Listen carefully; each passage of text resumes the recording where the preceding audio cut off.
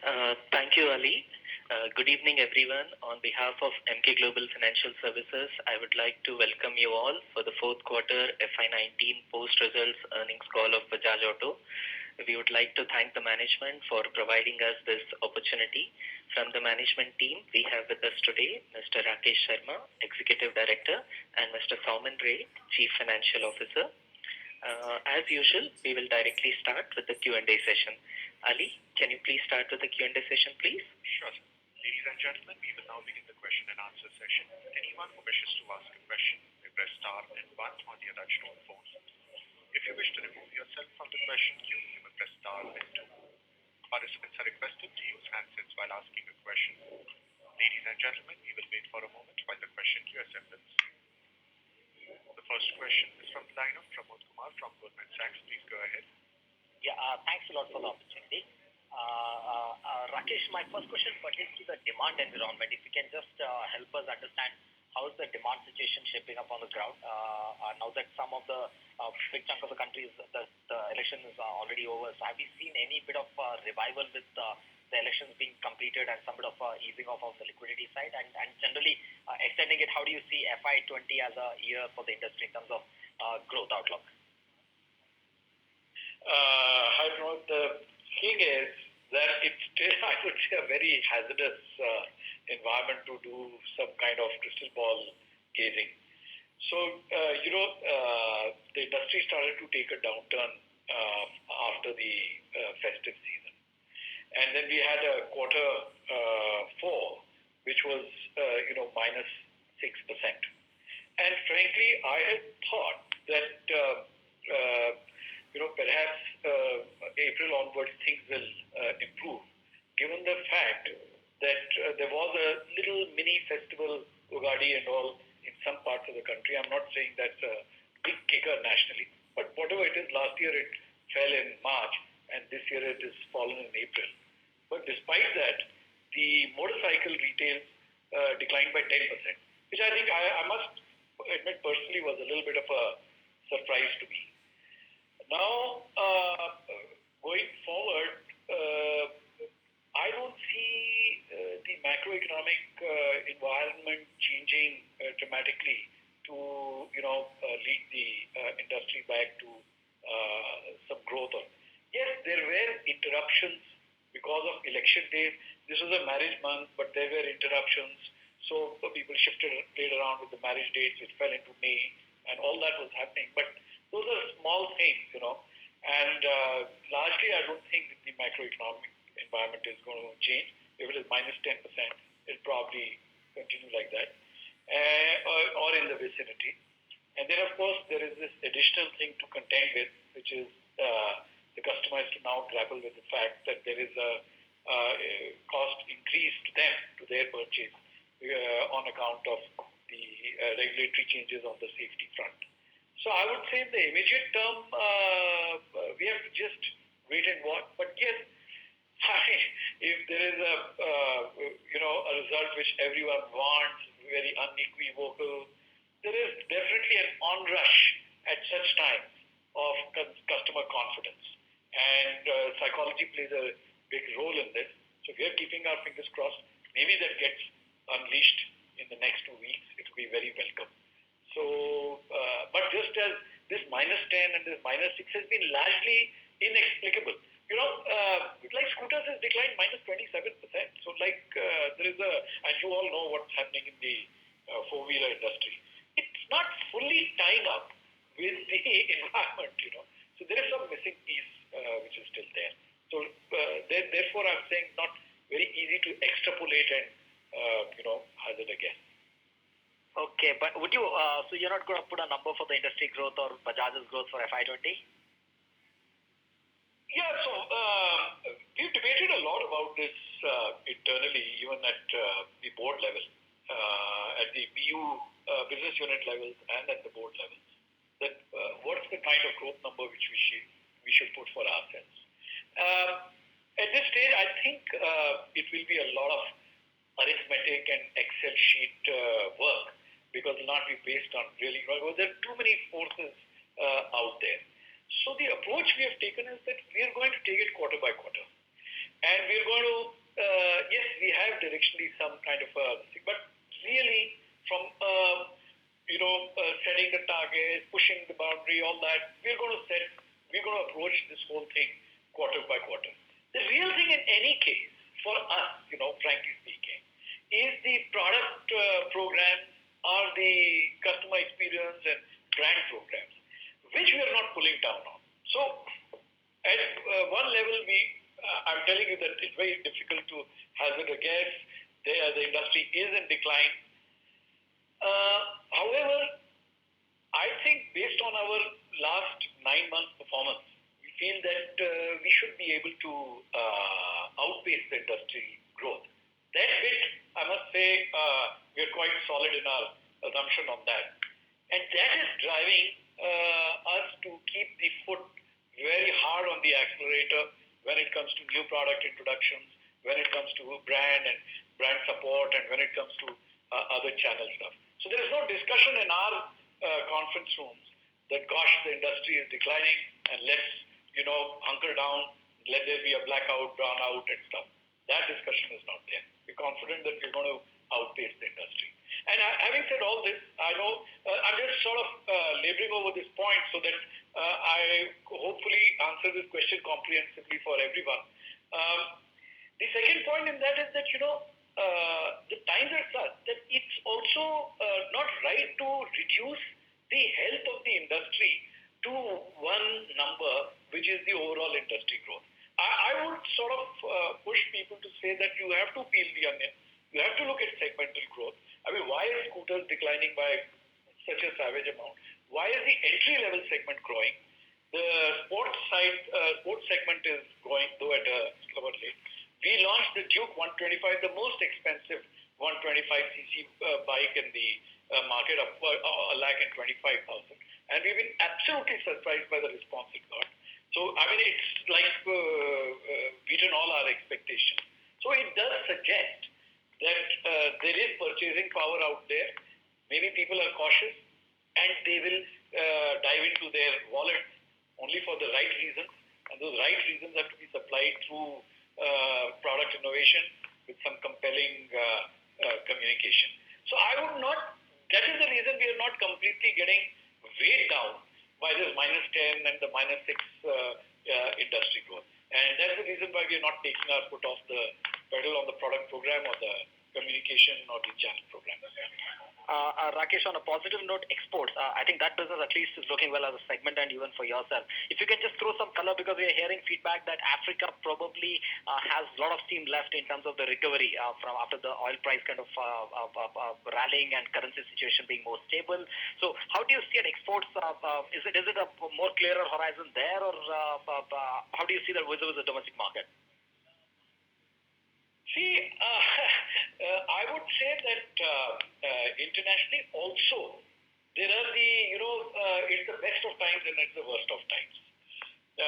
It's the best of times because Africa is doing good. We are in a very, very solid footing in Africa, and though the oil prices are nowhere near the $100, etc., which they used to be, let's say, a couple of years ago. But what happened is that government after government has internalized this, and they've reset their budgets and their programs, and the profligacy which you saw at $100 has been tightened. As a result of which, there is a lot of acceptance at even $50, $60. So, when the oil rises from that, it's good for the African economy. The currencies are largely stable against the US dollar, so it's not tumbling down. There is not, all the elections have got concluded, the latest one being in Democratic Republic of Congo, which was an important bit. So Africa is looking like, but having said that, you know how things are, they can fall off, but it's looking solid. ASEAN is looking good for us. Latin America, no growth, but no decline either. There is a dark spot which is there, I would say, in the Middle East right now. Egypt is an important market for us. Iraq, Iran, important. So, Iran, you know what's happening. So there is a downside in Iran. Egypt is a little bit in trouble on account of regulatory environment inside Egypt. So which is creating supply chain issues. So apart from that, I think international does look steady, but the Middle East piece which I talked to you about, there is a little new problem area. Otherwise, all the others we are seeing a similar kind of a progression as there was in 1819.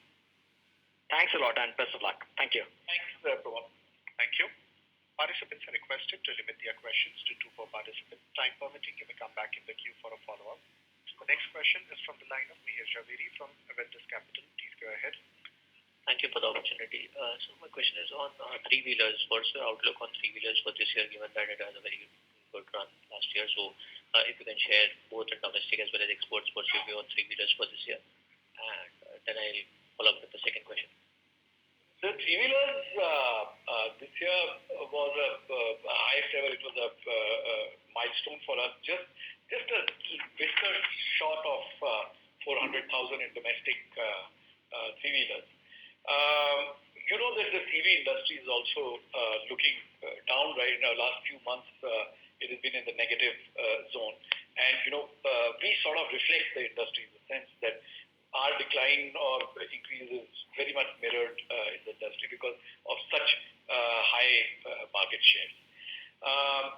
There are a couple of segments where I don't have the 80% plus market shares which we enjoy the passenger segment, etc. And these are cargo and those kind of large passenger kind of segments. We are expecting that this year we should cross our last year and establish a new milestone. And I'll just say exactly the same thing which I said to the previous question. We are taking this sort of quarter by quarter. We are going to set the whole program, the target, etc., quarter by quarter. But I think hopefully we should cross and establish a new milestone. That's domestic. Internationally, I think at least in the immediate term, three-wheelers will be down because of Egypt. Egypt was a very, very large component of our three-wheeler business. What has happened in Egypt is that, which is actually a very healthy sign from a long-term point of view. What is happening in Egypt is that the three-wheeler has been regularized in terms of registration, and the government has put in some requirements around registration and licensing of the license plates for three-wheelers. So that has put in a lot of administrative work on the machinery there. It has to still get up to the levels of consumption. It is way behind right now. We are hoping that sort of a bottleneck gets resolved in a few months' time. Till that doesn't occur, we will see a decline in our volumes and shipments decline in our shipments to Egypt because while the demand is there, the registration machinery is addressing only 1/4 of it. Hopefully, in a few months, it should be over and done with. But till that time, we definitely see a decline. So basically, if I were to sum it up, basically it could be more or less flat for the full year in terms of domestic and export put together. Will it be a fair conclusion for this year? Yeah, again, it'd be difficult for me to give you a number for the whole year right now. Because see, it's like this. Because let's say Egypt comes back. Let's say Egypt has resolved its registration machinery and all. And see, we have faced these kind of issues earlier also. Uganda, for motorcycles, it happened a couple of years ago. They took 6 months to get all the bureaucratic machinery organized. Now, if let's say they are able to resolve this, there will be a huge pent-up demand in the second half. But if they are not able to resolve it, then what can? But if that demand gets released in the second half, then we are again talking growth and all that. The only other, should have mentioned, the only other place which is now not so big. There was a time when we were like 50-60% dependent on Sri Lanka for three-wheelers, but now it's much less. It's less than 10%. But still, let's say amongst the larger markets, Sri Lanka, what's happening both politically and economically. So that's a little bit of a downside, and I don't think that there will be a recovery in Sri Lanka. But it doesn't affect us too much. And so my second question is in regards to margins. So if you look at margins, have been flat sequentially. The mix has been pretty favorable for us this quarter as well. Despite that, the margins have not moved up. So what's your outlook going for? How should we read it going into margins? Because is it that in the domestic market will continue to be far more competitive, and therefore margins could remain in this range, or how are you looking at, given the fact that there will be also some cost escalations as you spoke about at the start that's going to come in, which will be additional.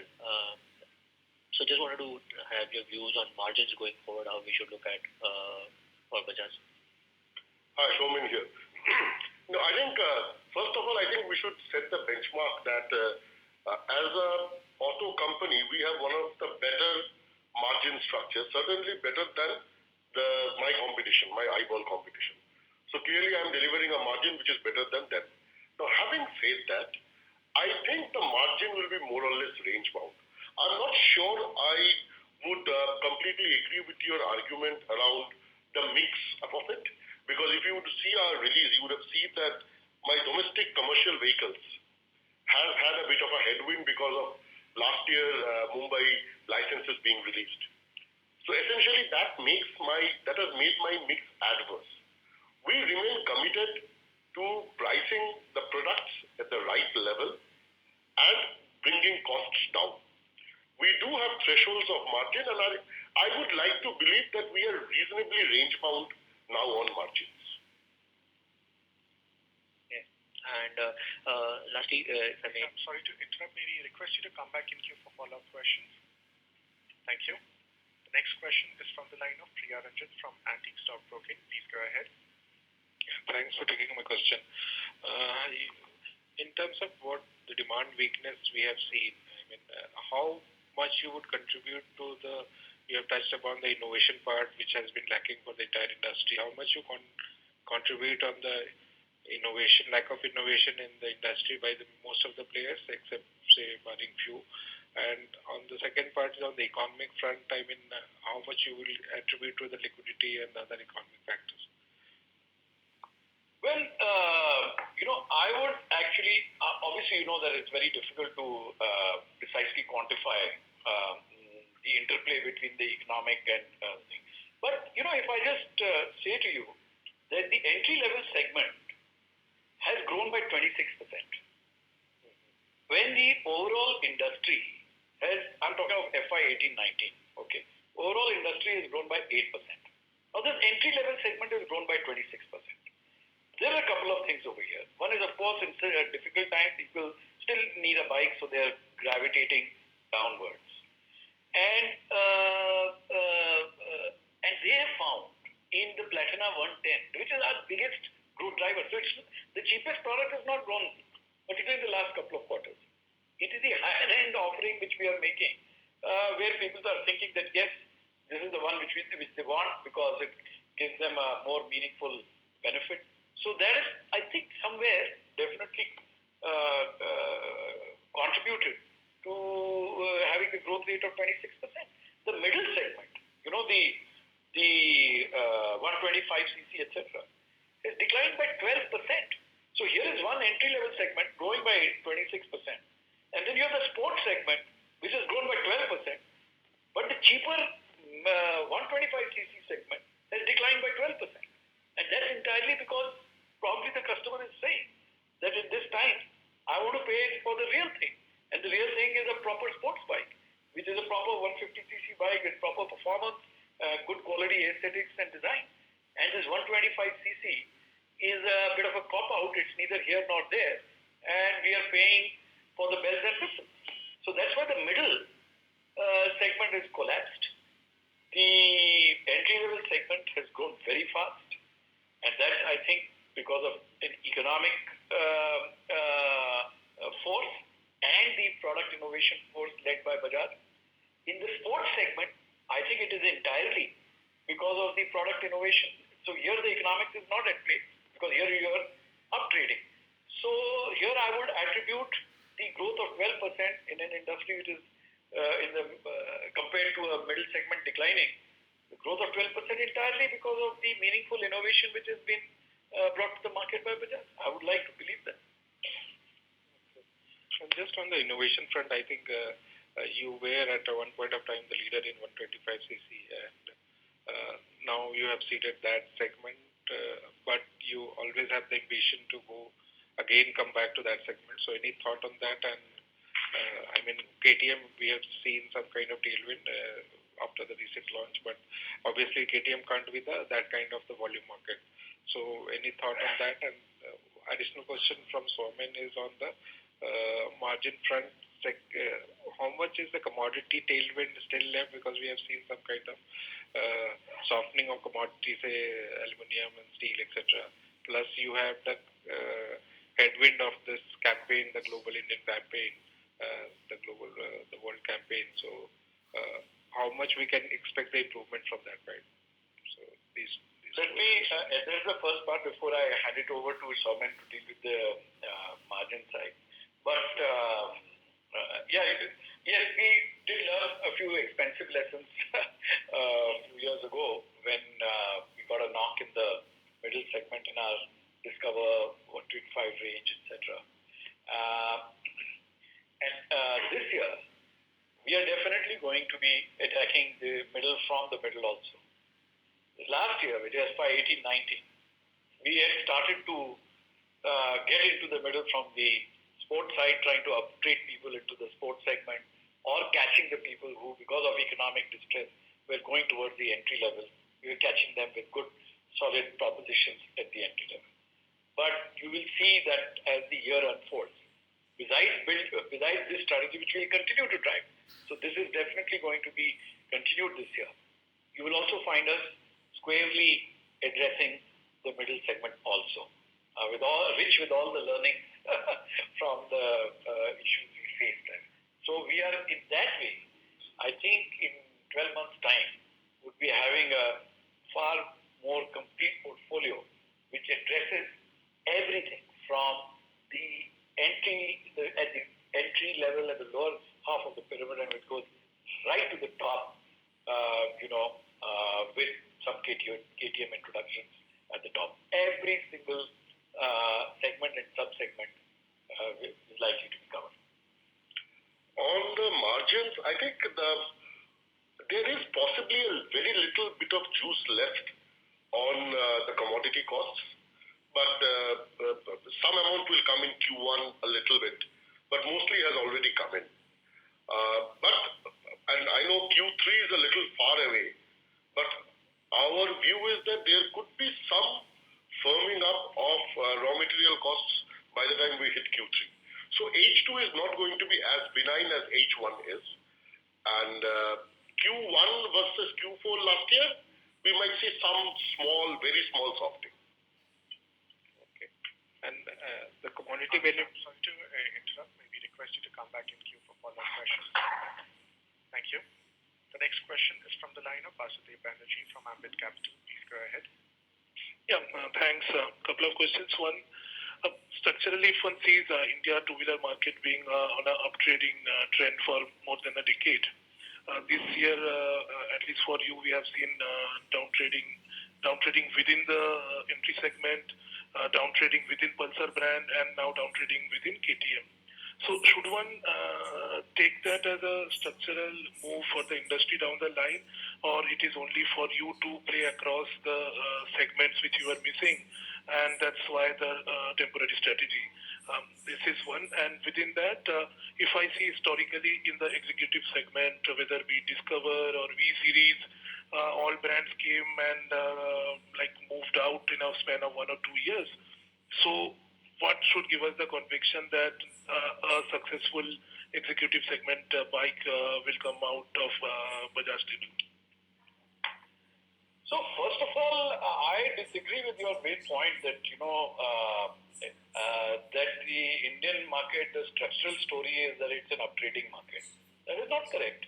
I mean, you have to just see the way the segments are moving. That only, I would say, partly correct.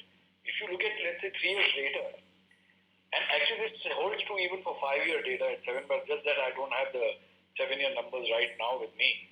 But even if you look at a 3-year data, in FY15-16, the entry-level segment was 23%, and now it is 30%. So there is a degree of downtrading which has happened to So that delta was primarily because of the 26% growth this year. No. If you analyze it for year by year, you will see the erosion in the middle. The point I'm making is that this trend of the middle reducing and the fourth segment and the entry level segments growing is not a new feature. This has got accelerated this year, but we have seen it occurring over the last few years.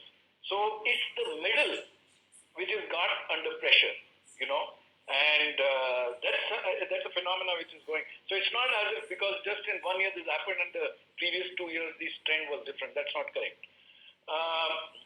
So this I think is going to continue. Now there are a lot of insights which we are generating in trying to understand this phenomenon. And we are not newcomers into this segment. We've had lots of successes and then lots of failures, self-goals also in this segment. So we're going to roll all that in and keep and make another attempt. So we'll see how it goes. I mean, we have to convince the customer. If the customer gets convinced, I'm sure all of you will get convinced. Sure. And sir, what's the update on e-scooter launch plans as you were highlighting last quarter Concall? So any timeline decided here? It will happen in this financial year. But at this stage, I would not like to give a precise date because we have to look at various things. We have to look at the other launches which are happening. We have to look at, whether we should do it around the festival before or slightly after. But yes, certainly it's very much on the cards. We are looking at an electric two-wheeler. Sure. Last thing, on the other side, I'll say a positive thing about the margin because you have pretty well maintained gross margin across last 3 quarters, irrespective of commodity prices, mix and export mix. So in this volatile environment, so that's a good thing. Thanks. Thank you. Thank you. The next question is from the line of Pramod Amte from CGS-CIMB. Please go ahead. Yeah, hi. This is with regard to the overall three-wheeler EV side. The government's new FAME 2 has put up an aggressive plan in terms of volume and amount to be given out. Any color whether this includes e-rigs or how do you plan to approach considering the substantial amount being allocated to the three-wheelers? Yeah, we are, like we mentioned before, we are busy with having electric versions for all formats of our vehicles, two-wheelers, three-wheelers and quadricycles. And we will be making those introductions there. And the FAME policy will be helpful. We have to look at the details so that we are in compliance with the details and it will be helpful. But frankly speaking, our preoccupation right now is to really have a product which which delivers a benefit to the customer and which allays all the anxieties which customers have around electric, whether it is a range anxiety or whether it's an operating cost anxiety. Because if the proposition is solid, then we should be able to build this portfolio with or without FAME. We have to be prepared for that kind of thing. We cannot, our longer-term plans cannot be dependent on, the extent of FAME profit. It is helpful and it is very good to have, a government with a benign gaze and with a supportive stance for the development of a nascent category. I'm saying that's fantastic. But I would just put it at that. The real stuff is only around the product, and we are actually busy in making sure that there is a proper benefit to the customer. And this, the three-wheeler particularly, it's a commercial thing, so it must put more money in the pocket of the driver or the fleet owner or the owner. And with or without FAME, and we have, because our commitments are going to be with or without FAME, and that's what we are looking at right now. But any clarification whether the subsidy includes e-rigs or not? No, it's not as simple as that because there are many conditions which we have to comply with, So it terms of localization, production, distribution, and all that. So it doesn't just take a very simplistic view in that manner. Okay, sure. Thanks and all the best. Thank you. Thanks. The next question is from the line of Amit Pirani from Deutsche Bank. Please go ahead. Yes, hi, thanks for the opportunity. Actually, my first question was on the balance sheet. The receivables have increased quite significantly in the fourth quarter numbers. And this is something which we've seen in some other companies as well this quarter. So is it something which is like a one-off thing, or is it something that you've extended a slightly more lenient credit period to the dealers? If you could just help us understand. So, I think it's a known fact that there was a period of time where, because of slowing down of retail, people had inventory. Yeah. And who had how much is a matter of debate, but everybody had a little more than what they would like to have. Right. I think that's the open secret. Yeah. So yes, we have extended a little more credit to help them ease through the process. Okay. If we were to crunch the numbers of the kind of top line growth that I've got, you would see that I would have added about 4 or 5 days, which to me is not a very big number. Okay. You are seeing the absolute growth being very large, but that is more because I have had a fantastic top line growth as well. Yeah. So I would have added maybe 4 or 5 days, which is tolerable. Okay. And do we see this like easing off and reverting, or do we see that this would be, even in number of days, would this be the new normal for this year? No, I don't think this would be the new normal. Okay. But then, as you were aware, we are in a year where this industry is completely abnormal. Yeah. With multiple things like slowdown, braking norms, emission norms, everything coming in. Yeah. So this will not be the new normal, but this is an abnormal year. So we will play it by the year. As Rakesh also mentioned, we are playing by the quarter. We are watching the market and doing what is right, but without taking undue risks. Sure. And my next question is on the fact that you mentioned that even this year, you expect to outperform the market. And by your own, commentary, you did mention that because of, the ABS, the 150cc and above segment may see slight, slowdown temporarily. So would we then, so your market share gain hypothesis, is it based purely on the entry level, or are we going to see some upside from the middle category where currently you have a very, very low market share?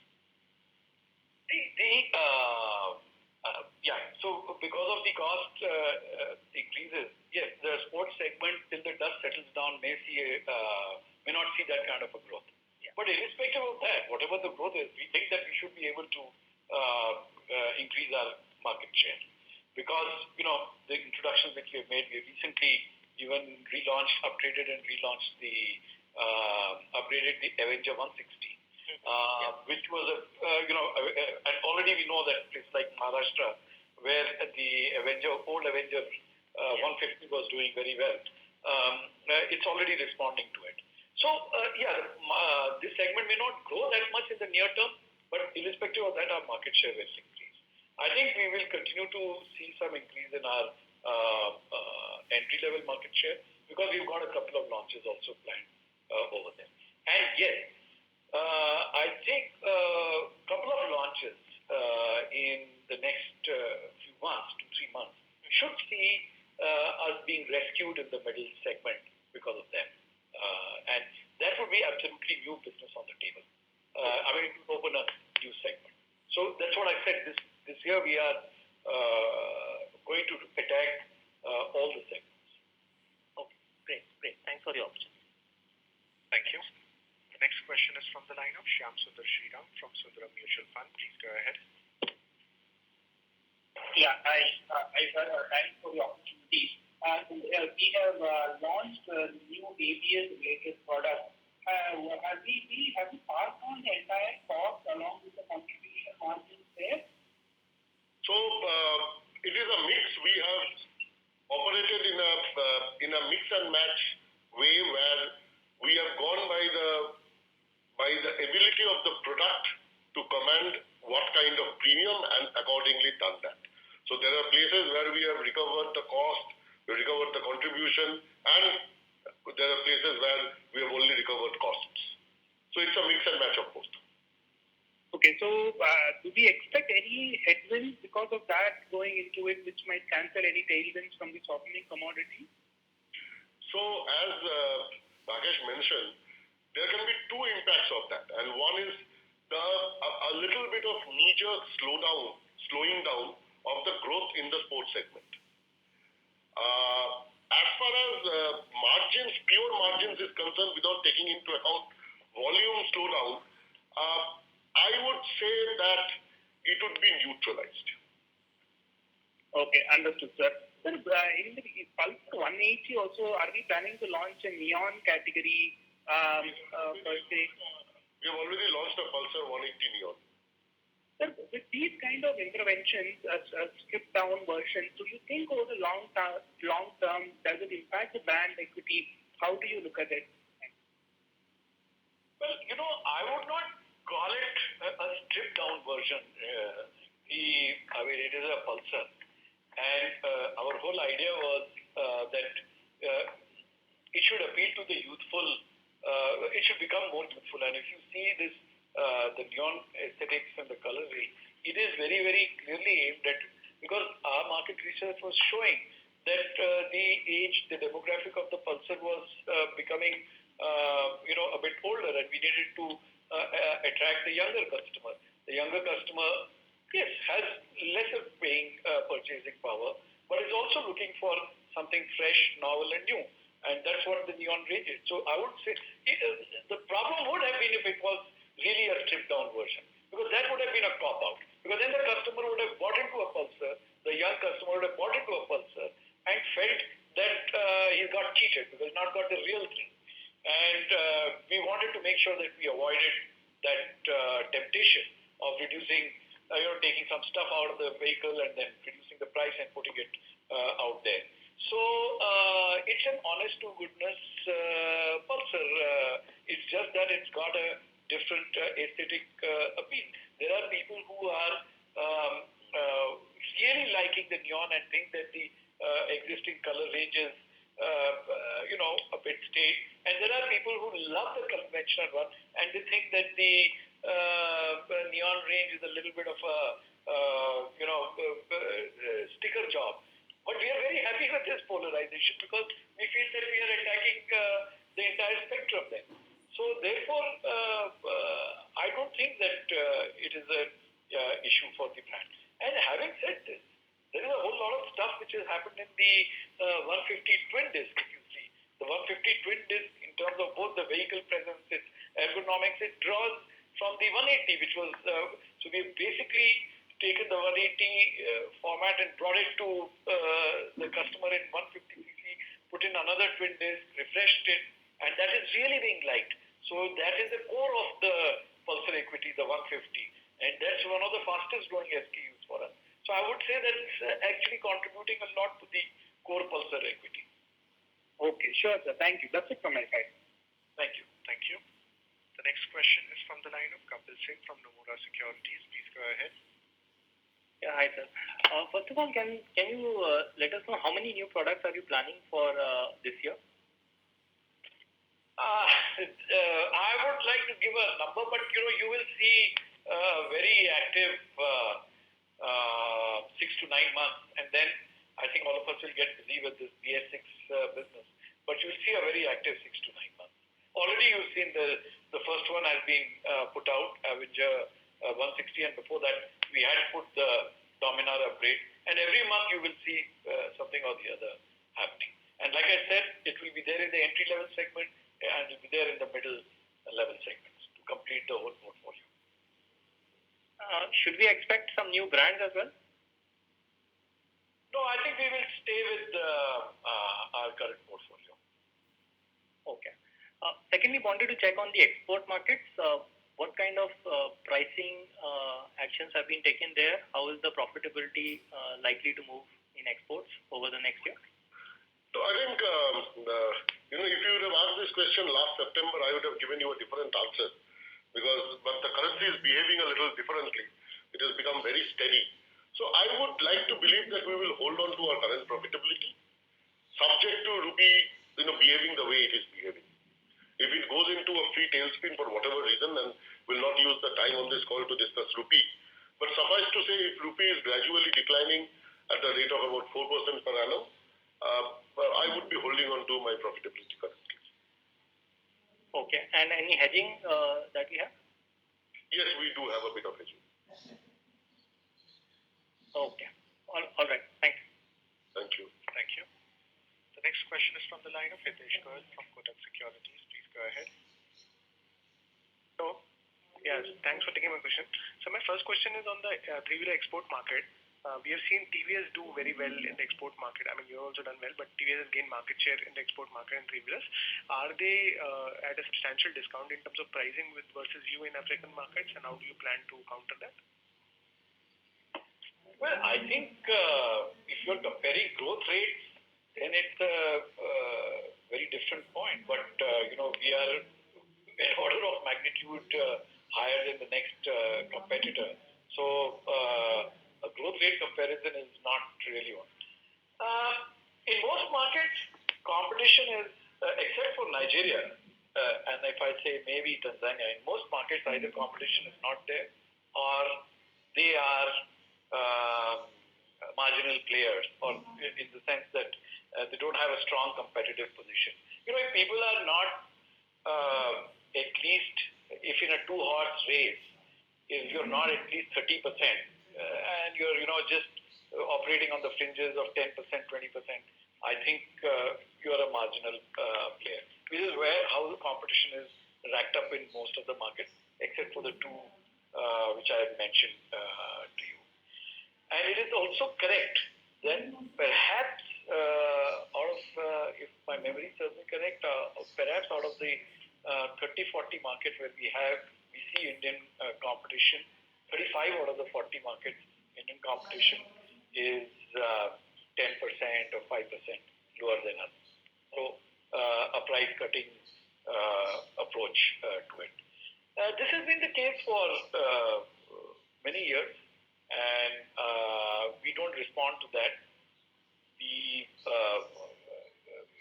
are looking at other factors when we are pricing. For example, what is the return on investment to the fleet owner or to the buyer, how compared to other options, etc.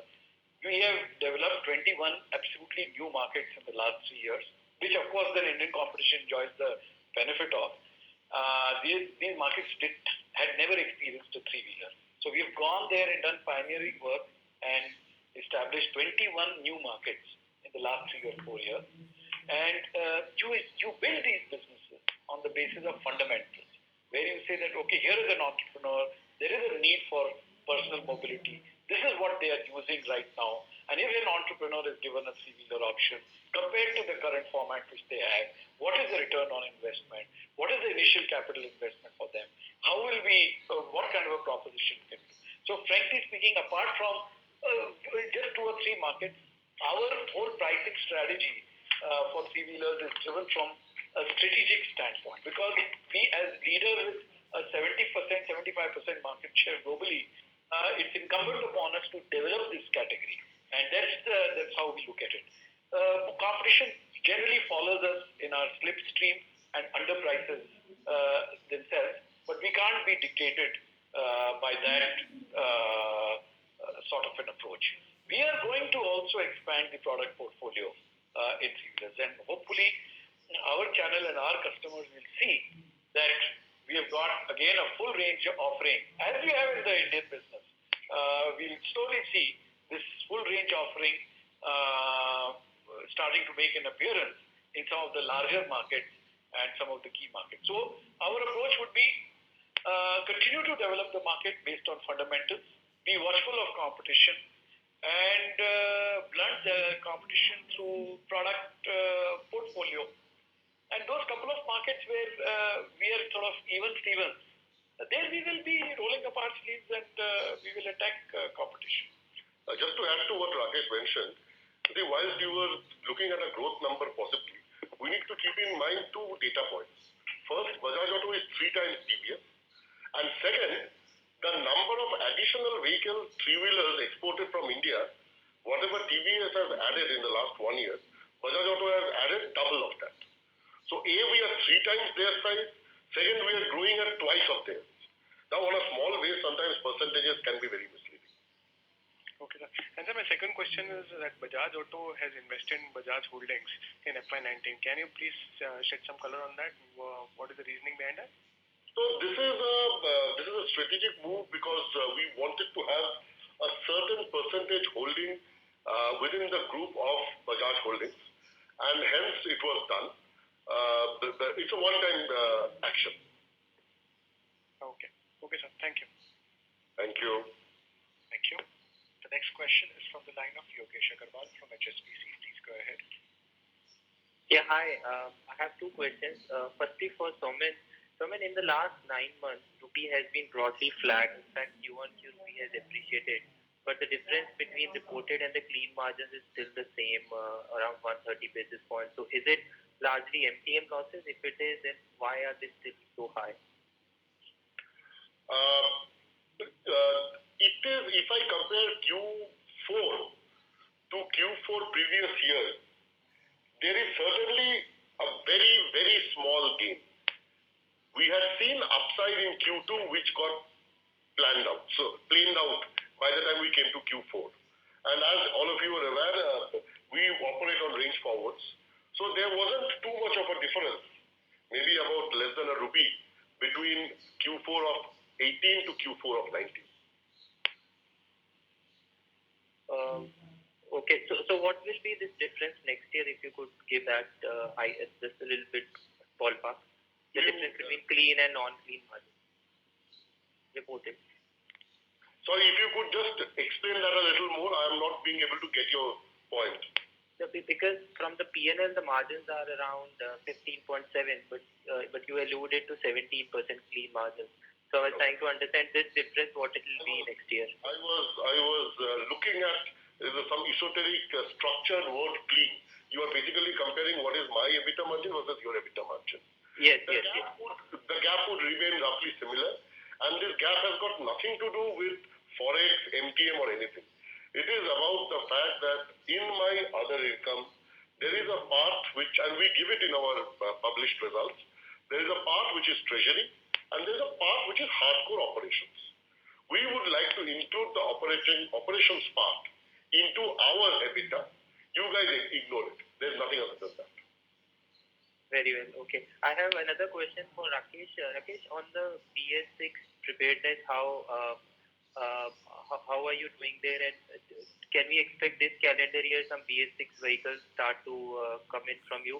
And also, whatever vehicles like the FI variant we have in the market, are they closer to BS6 requirements or it doesn't really make a difference? Yeah, so on the preparation part, I think we are very much on track. It's a very important subject, as you know, and it's a very big milestone on 1st of April next year. And nobody can afford to make a mistake on that. We have been on these programs for a while now, and these are absolutely on track, and we should be able to meet the deadlines. Now, whether we are going to introduce them in the calendar year and which products we're going to sort of take a call closer to the time, whether it should be done closer to April or it should be done in this calendar year, and which product should be done first. No. These calls will be taken over a period of time. And then you said something else in the end. You asked one more. What did you ask? I was wondering the FI variant. FI variant. Is it fair to expect they are closer both in terms of capability and price increase, in terms of cost increase? No, you're absolutely right, because there are certain class of vehicles which will require FI. And yes, we haven't, you should bear in mind that there are markets, we have some exports to Europe. We have that experience also via the KTM range. We are exporting Euro 3, Euro 4, Euro 5 vehicles. Given that experience, you're absolutely right that the FI version from a capability point of view is more amenable to be get BS6. There'll have to be adjustments made, but it's more capable, as you said. Very good. Thank you so much, Rakesh. Thanks so much. Thank you. The next question is from the line of Ronak Sarda from Systematics Group. Please go ahead.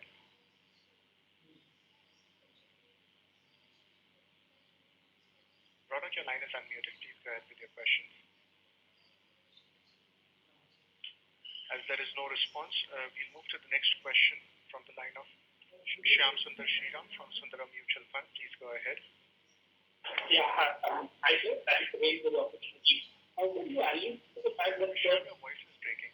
FIUs will need fuel injection variants, which means that are you also planning to launch two-wheeler models without fuel injection, probably some of the e-carburetor or something of that sort, and which is anyway compliant with these norms? We are looking at all the appropriate technologies, and I would like to go into the detail of which technology we are using where, but we are just looking at the most effective way of meeting the comprehensively complying with the BS6 standard. Okay, sir. So that is still an option of non-FI solution. It still could be an option. Yeah, maybe, I don't know, maybe if there is some variant which doesn't demand it or whatever. I'm basically saying that yes, we will be with the BS6 compliant. And what technology we deploy is another matter altogether. Okay. Thank you. Thank you. The next question is from the line of Pramod Kumar from Goldman Sachs. Please go ahead. Yeah, thanks a lot. Soman, my question is for you, sir. First is on the financing side. We've seen a pretty sharp jump in our volumes and hence, of course, the financing for Bajaj Finance. But just want to understand, given that most of this growth is entry segment led, where the default rates are generally higher. So how does the risk on the portfolio, where does it lie, sir? Is there any guarantees given by Bajaj Auto to Bajaj Finance in terms of support on the asset quality on the loan side in terms of any defaults and all that? No, I think, so first of all, it is important to note at this point in time that Bajaj Finance is not the only financer that I have. We have 4 more financers. So there's a group of 5 financers. And there is no comfort given in any shape, form or manner to any of the financers. And Bajaj Finance is just one of them. We do arm's length transactions. Yes, they are preferred finance partners. Oh, so there is no backstop or anything like that in terms of... There is no letter of comfort given that if you do this, if something goes bad, we will make good X percentage or Y percentage. There is absolutely no comfort. They operate on their own. And the second question is pertaining to the Bajaj holding bit, what you said that it was a one-off which you did to probably because of a view on the group holding structure. So does it also apply for Bajaj Holdings purchase of Bajaj Auto stock? Bajaj Holding buying Bajaj Auto is pure treasury operations. As you know, Bajaj Holding is a holding company. They don't have any operative business. It earns a lot of money through dividends, and then it decides where to invest. If Bajaj Holding believes that Bajaj Auto script at the right price is a good script to buy, they would buy. Okay. That is purely treasury operations. Tomorrow they might decide to sell as well. Okay. So you're saying that, but I guess you are also involved in Bajaj Holding and Bajaj Finserv as well at the group level. So if you, sorry, you couldn't get onto the Bajaj Holding call, but if you can just help us understand, because they've already spent some 1,500 odd crores purchasing your stock before the quarter close. So just want to understand how much headroom do they have further if they see value is a treasury book large enough to kind of absorb more purchasing for Bajaj Auto stock? We would be giving out a dividend, that you must be aware. That dividend will be a cash flow for them. Okay, so they can continue to, there's headroom for them to buy more. I think we are getting into a wrong discussion. Just because they have money, there is no guarantee that they will buy Bajaj Auto shares. Fair enough. They would decide where they should best invest. As I said, it is purely a treasury operation. If they believe they can get better return in some other script, they would invest in some other script. Fair enough, sir. Thanks a lot, sir. That will be from that's all from my side. Thanks a lot, and best of luck. Thank you. Thanks. We will take the last question from the line of Priya Ranjan from Antique Stock Broking. Please go ahead. Yeah. So just one more question on which you have alluded earlier. In terms of the cost impact of the global campaign. So how much was there in this quarter? There was some bit of it in this quarter. I would not like to go into specifics. It was broken in January. So this was obviously the peak quarter. But getting into a campaign cost is getting into too much of gory details. Because typically your, all these costs is typically 2 to 2.4% of your sales. So, and this might be a little higher this quarter. Yeah, it would be a little higher this quarter for sure. If we have done so much of media, it would certainly be a little higher. But I don't think we would like to get into the cost of a particular campaign. We have maintained EBITDA in a quarter where everybody else has dropped EBITDA significantly. I think that should be, after absorbing world's favorite Indian, I think that should be a good indicator for us. Yeah, so that's lauded. So, so I think thanks a lot to everybody for joining the call. We are, if there are any further follow-up questions, you could write in to me at showmanray@bajajauto.co.in. We would be most happy to reply to your queries if you have any follow-up queries. Thank you very much.